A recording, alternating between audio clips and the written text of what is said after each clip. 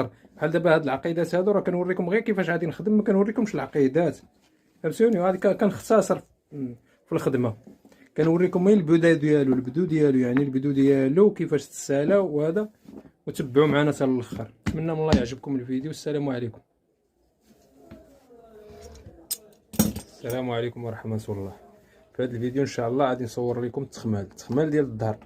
بزاف ديال الناس طالبيني عليه، ولكن المشكل هو انا قلت لكم راه تنخدم في واحد المنطقه غير ديال الدراوش، يعني قليل اللي كيجيب داك التخمال، مره تيجي.